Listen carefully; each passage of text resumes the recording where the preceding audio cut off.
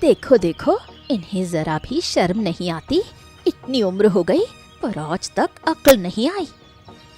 बिल्कुल सही कहा नीलिमा। अरे घर में 2 लोग एकदम घुट घुट के मरे जा रहे हैं, काम कर कर के थके जा रहे हैं, और इन्हें हा बैठ बैठ कर फ्री का मुफ्त का अन्न तोड़ने में शर्म भी नहीं आती है। हाँ नहीं तो। अरे गोपाल, क्या तू हमसे कुछ कह रहा है? नहीं नहीं नहीं बाबूजी, मैं आपसे क्यों कहूँगा। मैं तो इन पेड़ पत्थरों से बातें कर रहा हूँ। और पेड़ कैसे हो? बढ़िया हो? क्या हमसे कोई गलती हो गई क्या?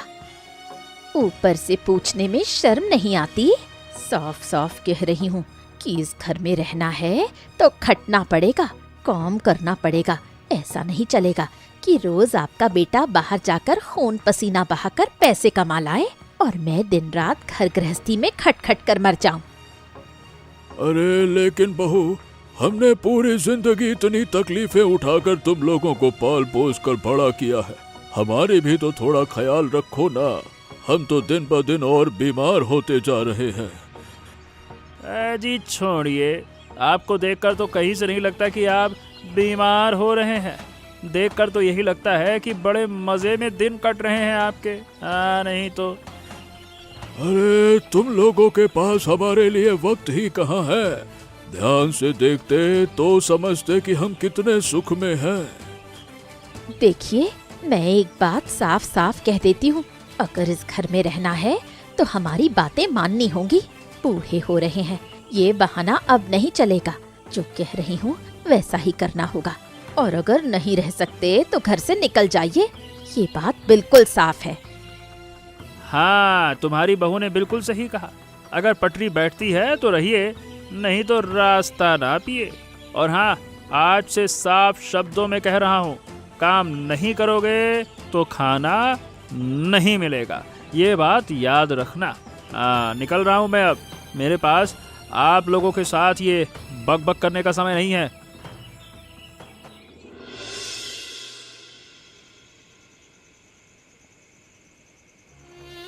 बताओ भला, बच्चों को जन्म दिया ताकि बुढ़ापे में वो हमारा सहारा बनेगा, और अब तो ऐसा लग रहा है जैसे 2 वक्त की रोटी देकर हम पर कोई बहुत बड़ा एहसान कर रहा है।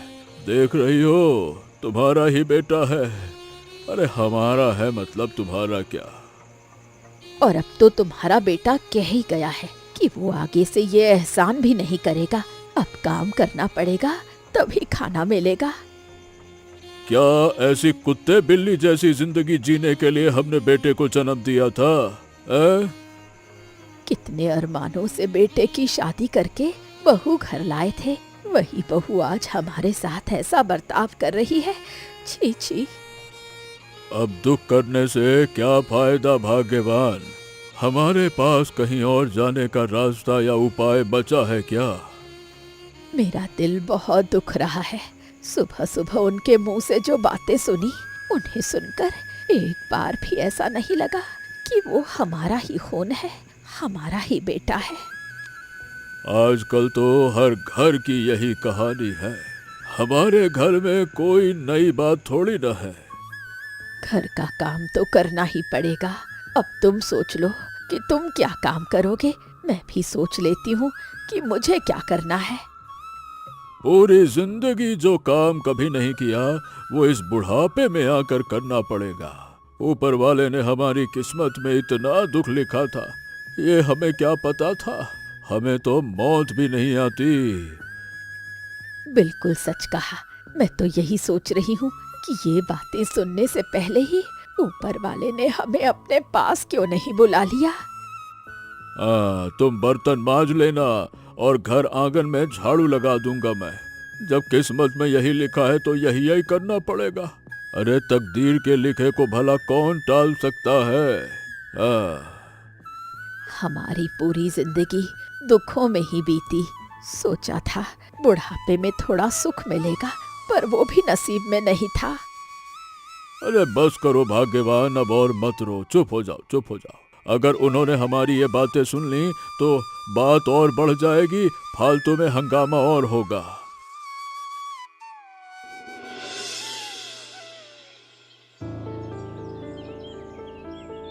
गोपाल खेत पर जा रहा है क्या? कहाँ जा रहा हूँ? सोने की खान में सोना खोदने थोड़ी जा रहा हूँ। नहीं तो कल के कहने के बाद से वैसे आप दोनों में काफी सुधार तो दिख रहा है। काम पे लग गए हो दोनों।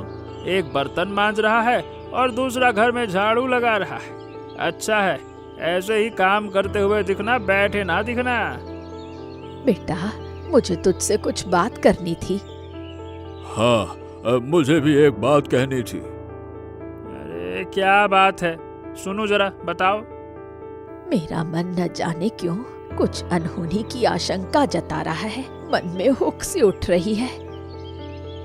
तुम्हारी ये कुहू कुहू, पता नहीं कौन सी अनहोनी की आशंका। कैसी कुहू कुहू हो रही है? कैसी अनहोनी?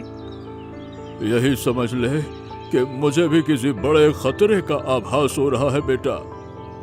क्या कह रहे हैं आप लोग? साफ साफ कहिए ना, मैं कुछ समझ नहीं पा रहा हूँ। कैसा खतरा? कौन सा खतरा? क्या कहाँ की कुहू कुहू अनहोनी? मुझे ऐसा लग रहा है जैसे बहुत बड़ी मुसीबत मंडरा रही है, हमारे परिवार पर भी और हमारे पूरे गांव पर भी। देख, तेरे गुस्से की वजह मैं जानता हूँ। इस बार खेत की सारी फसल बर्बाद हो चुकी है। ये बिल्कुल भी अच्छे लक्षण नहीं है। अतीत में जब जब ऐसा हुआ है तब तब कोई न कोई बड़ी आपदा आई है बेटा। बिल्कुल सही बात है, संभल कर रहना बेटा। बातें तो आप लोग खराब नहीं कर रहे। ठीक है, सोच विचार कर कुछ न कुछ इंतजाम करना ही पड़ेगा। अब मन में जब एक बार आशंका जता दी है तो पहले से सतर्क होना पड़ेगा, नहीं तो बाद में मुसीबत में पड़ जाएंगे। अब तू भी सोच विचार कर और मैं भी सोचता हूँ। बाकी सब मिलकर सोचेंगे तो कोई न कोई उपाय जरूर निकल आएगा। अचानक कोई मुसीबत या प्राकृतिक आपदा आ गई तो पानी में नहीं कूदा जाएगा ना। पानी, खाना, ये सब पहले से बनाकर रखना होगा, नहीं तो फिर जीना मुश्किल हो जाएगा। मैं भी वही कह रहा हूँ। आप लोग पुराने और अनुभवी लोग हैं। इस बारे में सोच समझकर जो भी फैसला सुनाएंगे मैं वो करूँगा, वादा रहा। इस मामले में तेरे बाबूजी का अनुभव बहुत ज्यादा है। तेरे बाबूजी को जो ठीक लगेगा वो तुझे बता देंगे। हाँ, तू अभी खेत पर जा, बाकी देखता हूँ क्या किया जा सकता है। हाँ।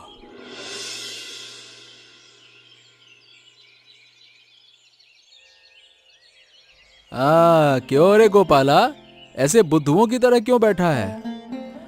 अरे इस बार खेती में इतना नुकसान हो गया, समझ नहीं आता क्या करूं। बस इसी चिंता में परेशान हूँ। ओह, तुम्हारा नाम गोपाल है और तुम ऐसे बुद्धुओं की तरह सोचोगे? अरे गाय हो क्या तुम? तेरा गोपाल काका सच में गाय बन गया है रे। अब ये बा बा भैं भैं करेगा। बा बा, ऐसे बा। अरे तुम लोग मजाक उड़ा रहे हो ना?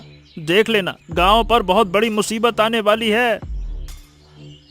देख रहा है नीलू, देख, तेरा गोपाल काका अब ज्योतिषी भी बन गया है। सब कुछ पहले ही जान लेता है, अब मुसीबत भी जान ली है। लेकिन अपने खेत के बारे में नहीं जान पाया। नहीं नहीं नहीं नहीं, तुम गाय हो। तुम्हारे सर पर सींग कहाँ है? तुम्हारी सींग कहाँ है? मैं तुम्हारे पीठ पर बैठूंगा। गाय काका, गाय काका, गाय काका, सवारी कराओ मेरी गाय काका। अरे मैं भले की बात कह रहा हूँ और तुम लोग समझ ही नहीं रहे हो। देखना, सच में तुम लोगों की किस्मत में भारी दुख लिखा है, समझो मेरी बात को। देखो मैदान में गाय कैसी चल रही है। ये वैसे ही तुम भी मुझे थोड़ा सा कंधे पर उठाकर बिठाकर घुमाओ ना। देखना तुम्हारा दिमाग ठिकाने आ जाएगा। चलो ना काका। अरे दूर चल, उधर नीचे। तुम लोग समझोगे नहीं। तुम लोगों से बात ही करना बेकार है। जा रहा हूं मैं। नहीं तो दिमाग खराब कर दिया।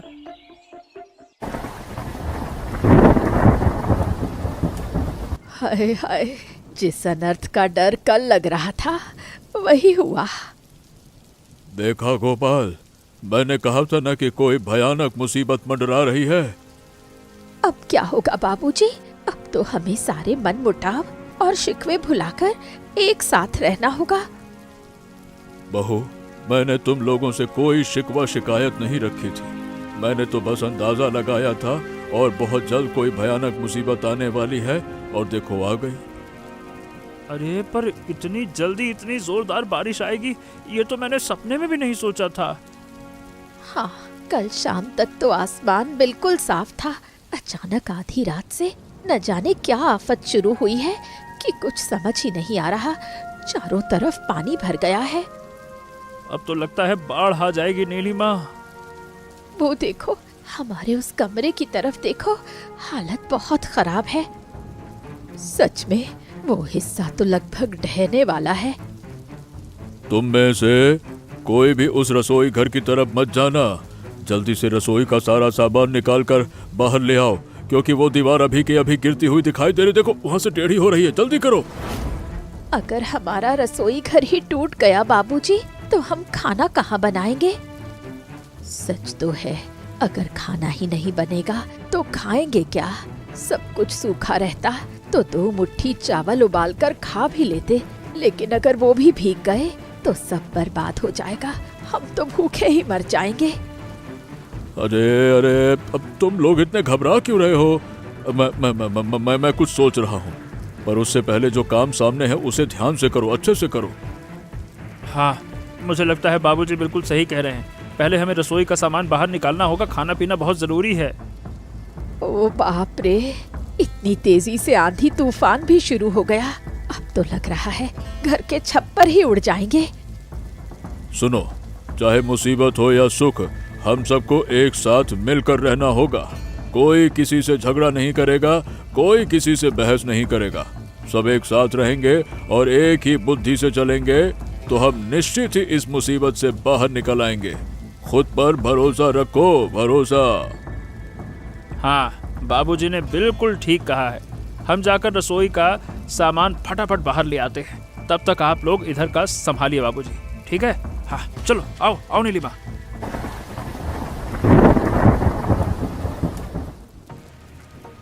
अरे क्या हुआ भाग्यवान, कुछ बोल क्यों नहीं रही हो? क्या हो गया? दोपहर के बाद से इस तरह क्यों पड़ी हुई हो? क्या बात है? मेरे शरीर में जैसे कोई जान ही नहीं बची है।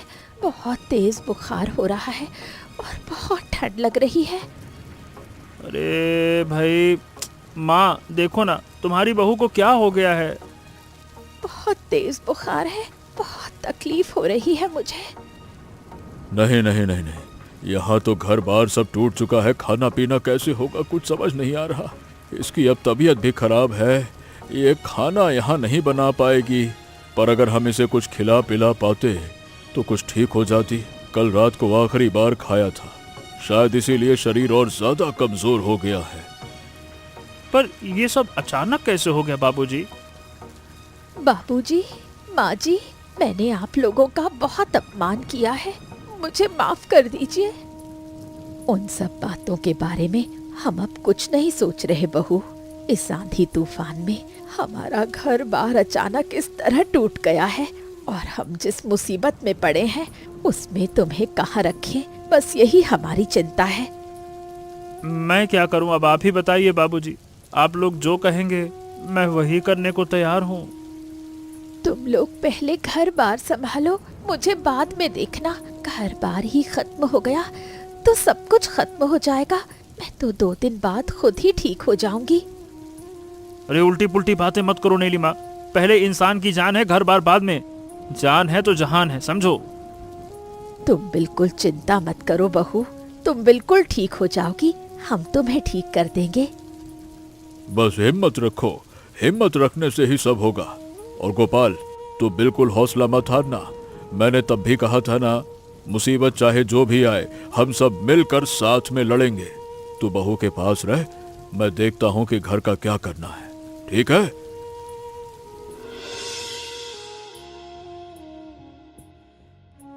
माँ, आप आई हैं माँ? वाह, मेरी नई बहू तो पूरे इलाके में सबसे सुंदर है। पूरे गांव में ऐसी प्यारी बहू किसी की है भला? आओ बहू आओ, तुम तो मेरी बेटी जैसी हो, तुम्हें थोड़ा दुलार कर लूं।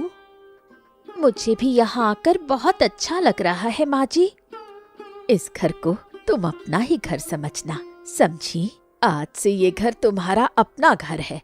जब जो मन में आए वही करना। और हाँ, आज से तुम मुझे माँ कहकर बुलाओगी। माँ जी, मुझे मेरी तबीयत कुछ ठीक नहीं लग रही।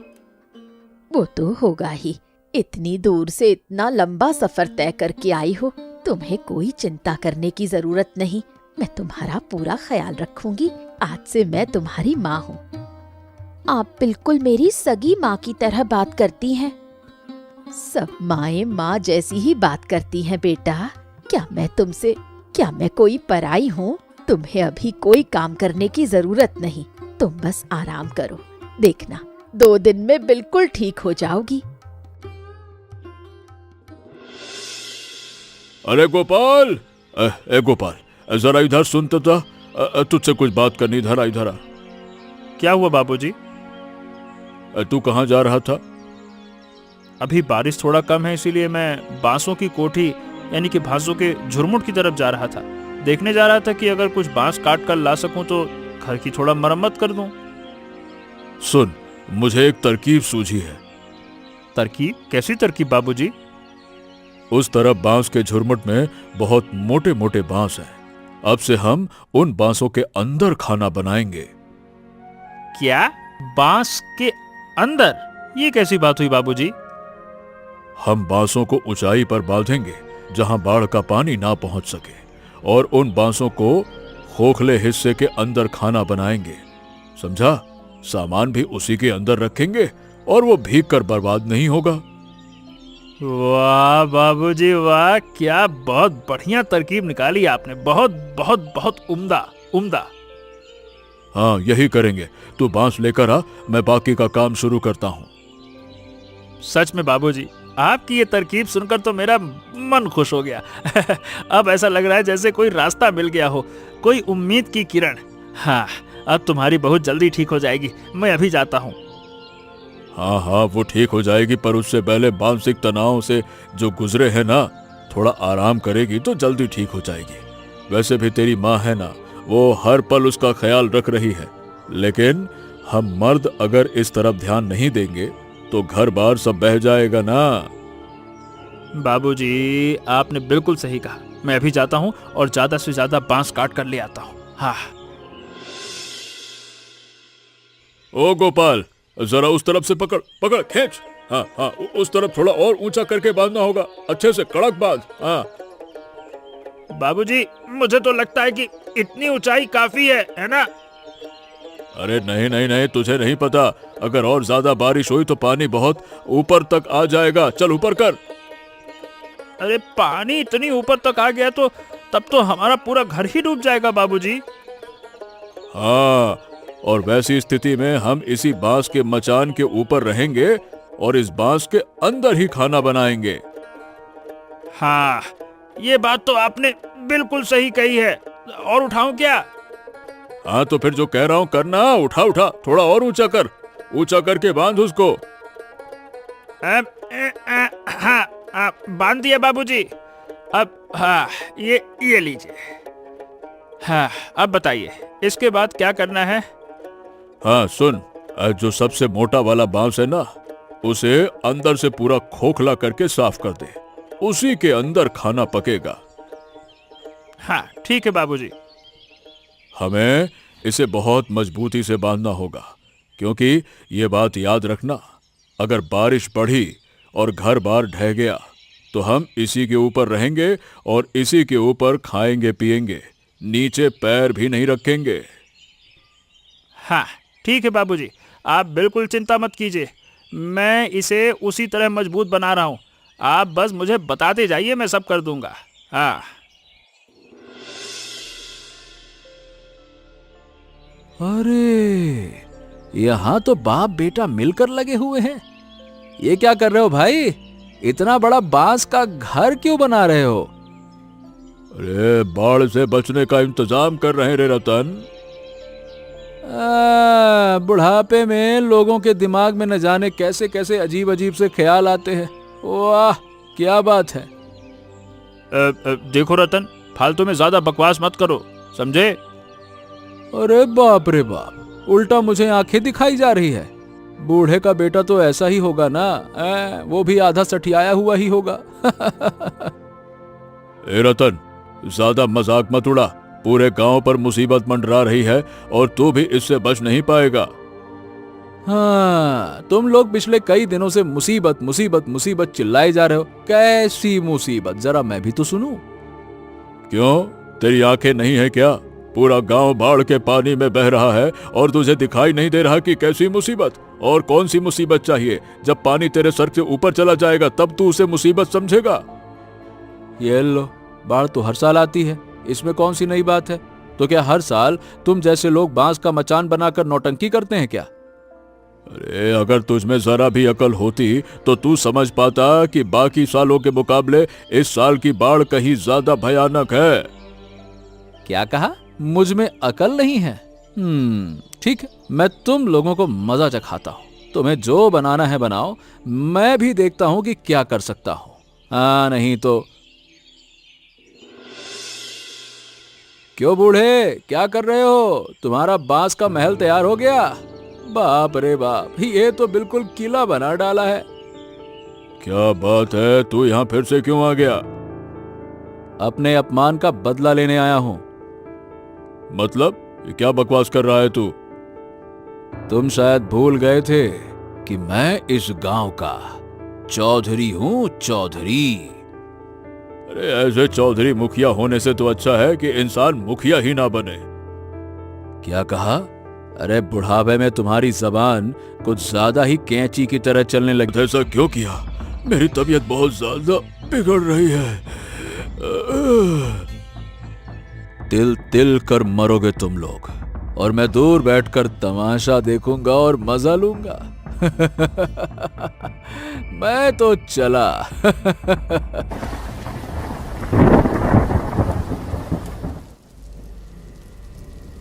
देखो देखो, देखते ही देखते सब कुछ कैसे पानी में बह गया। इसीलिए तो बाबूजी ने कहा था कि मचान को मजबूती से बनाना और साथ में ये रसोई घर भी। सच में, लेकिन देखो ना, बाबूजी को उस दुष्ट रतन ने कितना अपमानित किया, मार पीट की। उसी की वजह से बाबूजी की तबीयत इतनी खराब है। मैं चाहता तो अभी जाकर उसे मजा चखा सकता था, लेकिन मैं ऐसा नहीं करूंगा क्योंकि बाबूजी ने मना किया है। हाँ, मत जा गोपाल।